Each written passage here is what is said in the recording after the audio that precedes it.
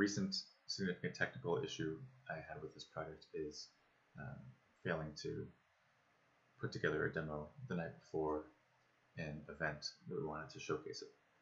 The ASU Open Door happened the day after one of our development cycles, and we wanted to have as much content as possible from that cycle. So I waited until the last day, overlooking the fact that things could go wrong, and of course they did.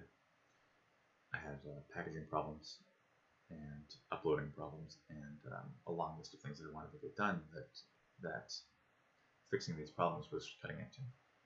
So with packaging, I had two main files that were corrupted that interacted with lots of other files. So this wasn't easy to fix and remove. This work was tied into my tasks throughout the cycle because I didn't separate them well, and so I couldn't find a good spot to go back and fix them. With uploading, our project had grown a lot in this development cycle and was too large to fit within the host's limits. And these additions weren't easy to remove because each one had other files that depended on them, and those had other ones that depended on them, so I couldn't significantly reduce the size of the project by going through them one at a time. My solution was to go back before I had introduced the problems to the two files and manually recreate the work that I had done and try to copy and paste whatever I could. As far as the uploading, I didn't see this problem until I fixed the first one, but the file size was due to these assets, and so I was going to remove all of the assets and just migrate in what I needed for the demo. The last part of wanting to add the extra additions, I decided to leave until after I had a working build, not a demo, but shown that I can go through the process of package and upload of the project. I would then build a very basic demo that users could go through from start to finish, and only at that point would I make a prioritized list, given the time I had left, until a cutoff point that I would set. And I would work on those and then upload one final demo.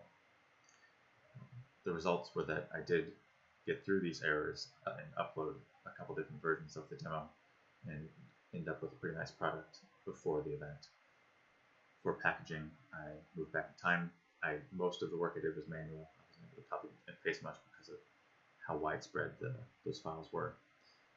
So it was quite time intensive, but I think it was very effective. As far as I can tell, got everything rebuilt.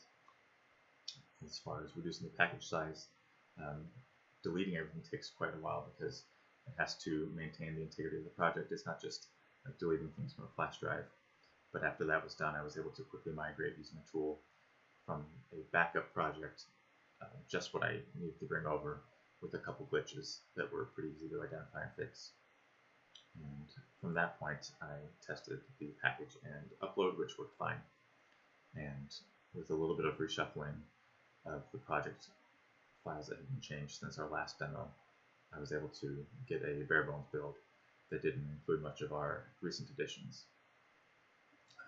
After that, making the list was pretty easy.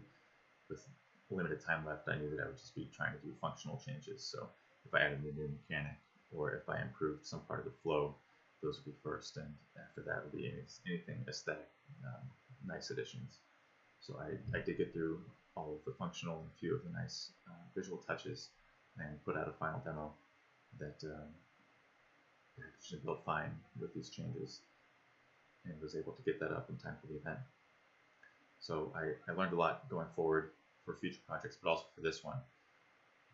I learned to build and deploy early and often, and I pretty much immediately set a goal of 2 uploads per development cycle. So one would be to test around the middle of the development cycle, and then one of them would be a production build that could be seen for stakeholders and the product owner.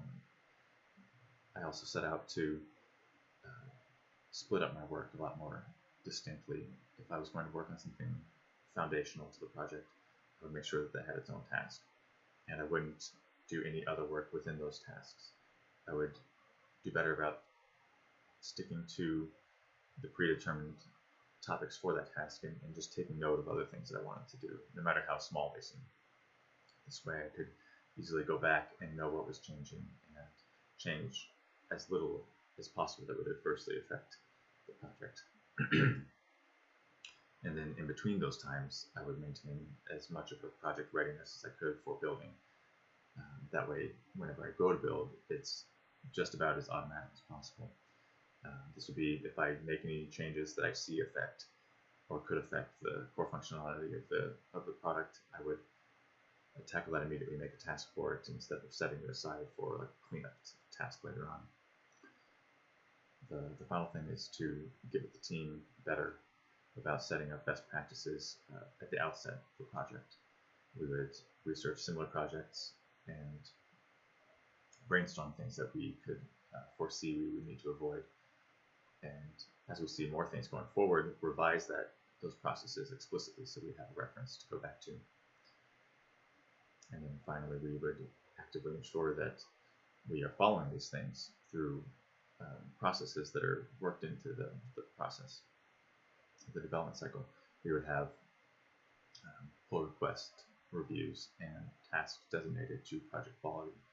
Small things that don't eat up a lot of time, especially if we do them regularly, so that we can identify any points that we're out of line with our process and fix those quickly.